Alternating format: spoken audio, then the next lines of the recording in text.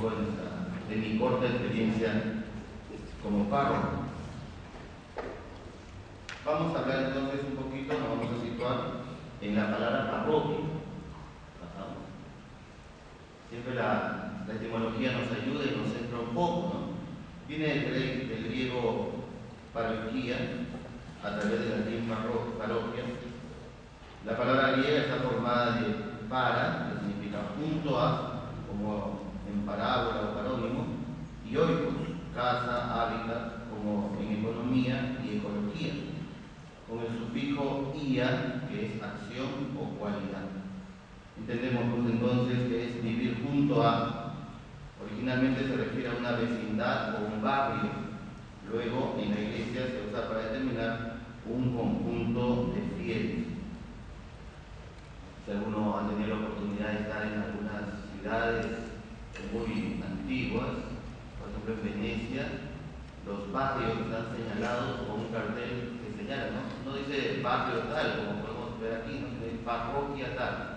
Entonces todavía algunas estructuras, incluso civiles, mantienen esta palabra como sinónimo de barrio y sí están pues congregadas bajo una parroquia, una iglesia.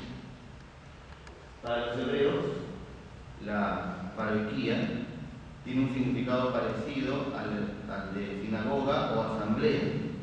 Los escritores apostólicos de la iglesia primitiva identifican la paroquía con la iglesia, reunión o asamblea cultural.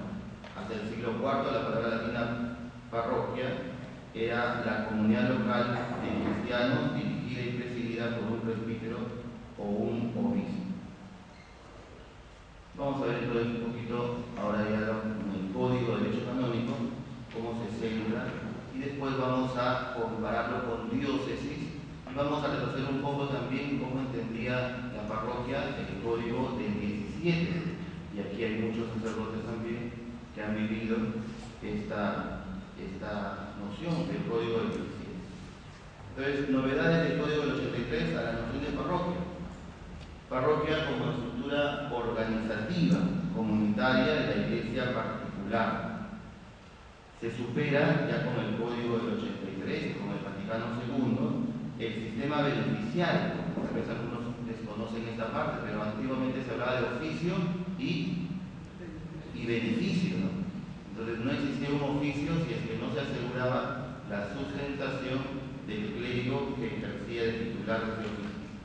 Entonces ya en este Código del 83 se supera el beneficio como forma de retribución al clero y se mantiene, o mejor dicho, se pone en totalidad la doctrina del Vaticano II sobre la iglesia particular. El canon 515, en el parágrafo primero, nos señala que la parroquia es una determinada comunidad de fieles. Después veremos también en la comparación con la diócesis. La diócesis es una porción, ¿no? Mientras que la parroquia es una comunidad de fieles. Yo muchas veces pregunto por qué no hemos puesto familia, ¿no?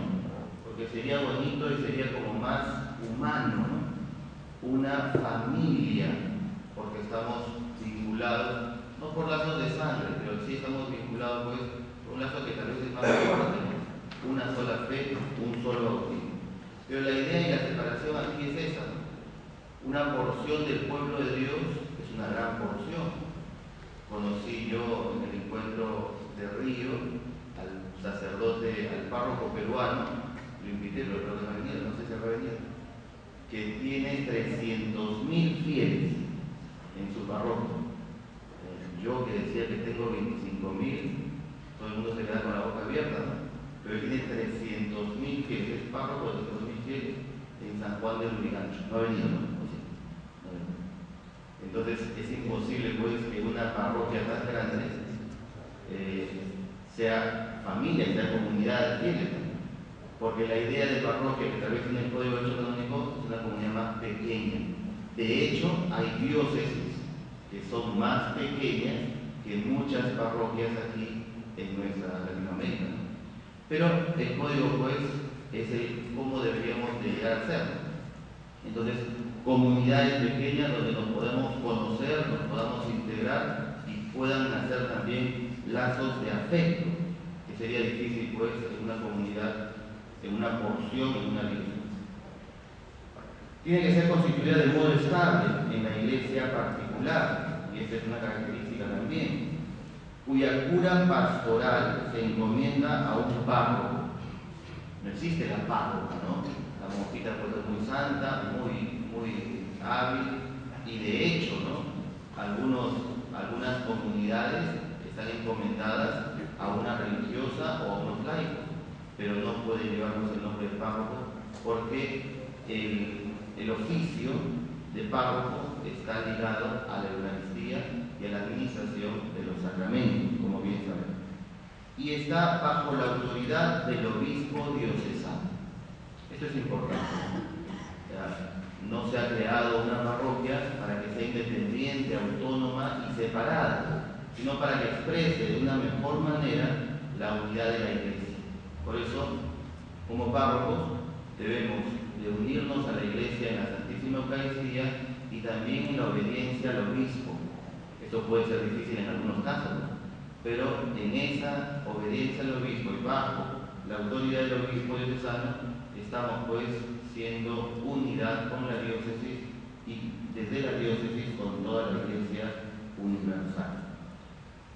Alguien decía, y esto sería bueno que lo entendamos en los párrocos, la parroquia no es del párroco. Yo sé que todos lo saben, pero a veces podemos ser un poco arbitrarios, intransigentes. La parroquia es del pueblo de Dios, de los fieles laicos y del obispo, que es al final el último representante a quien tenemos nosotros que darle cuenta. Entonces, cuidemos la parroquia pues para los fieles y también para dar cuentas de nuestra administración al obispo. El Catecismo de la Iglesia Católica añade algo a la definición del canon 515 y dice: es el lugar donde todos los fieles pueden reunirse para la celebración dominical de la Eucaristía. Y como párrocos tenemos que resaltar el domingo, día de la Iglesia, día del Señor, día de la resurrección, y que anticipa también nuestra propia resurrección, celebrando domingo a domingo con todos los fieles. La parroquia inicia al pueblo cristiano en la expresión ordinaria de la vida litúrgica, la congrega en esa celebración. Entonces, la parroquia es un espacio, una segunda familia, ¿no? Donde nos reunimos, donde nos encontramos y donde vemos pues las necesidades de todos. El Catecismo señala también que es el lugar donde se enseña la doctrina salvífica de Cristo. Ahí pues nos formamos, ¿no? La Iglesia, que es maestra, se expresa como maestra directamente en las parroquias. Practica la caridad del Señor en obras buenas y fraternas. Es también donde movemos, ¿no?, a la caridad, desde la caridad pastoral del párroco, del pastor, a la caridad de la Iglesia, a la caridad de los fieles.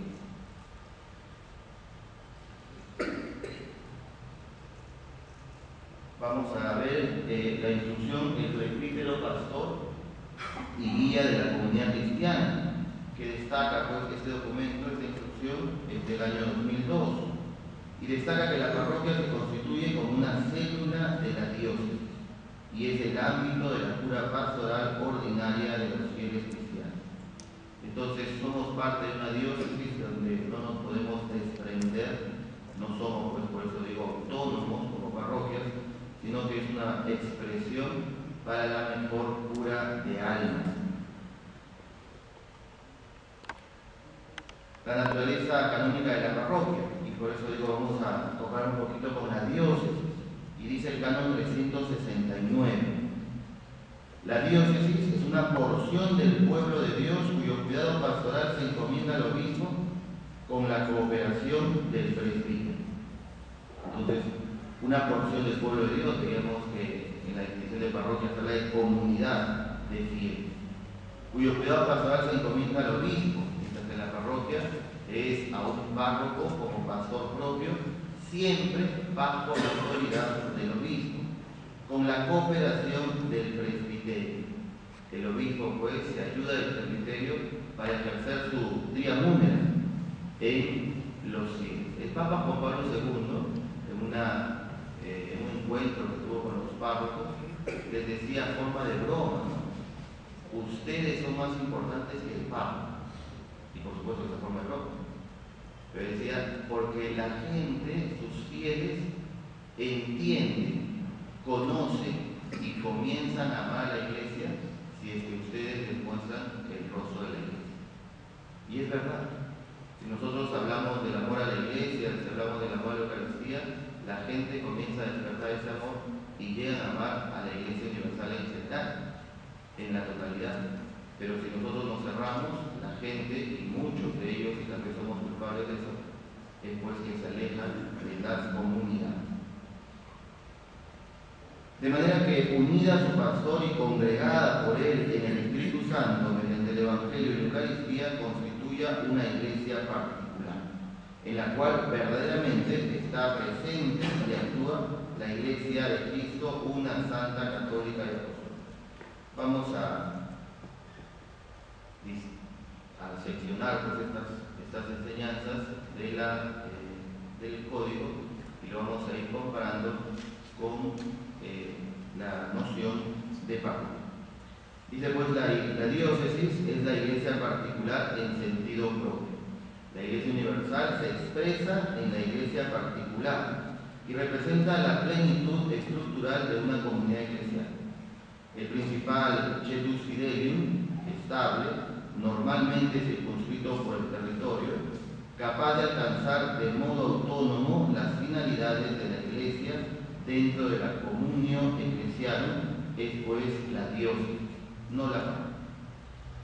En el Concilio de Trento ya se daba esta obligatoriedad de dividir las diócesis en parroquias, aunque no determinaba el nombre exacto, ¿no? Esto pues es en el siglo XVI y concretamente con el decreto de reformación. El motivo de su creación no era solo la necesidad de asegurar la cura animal de los fieles, sino también la urgencia de garantizar el necesario control en la administración de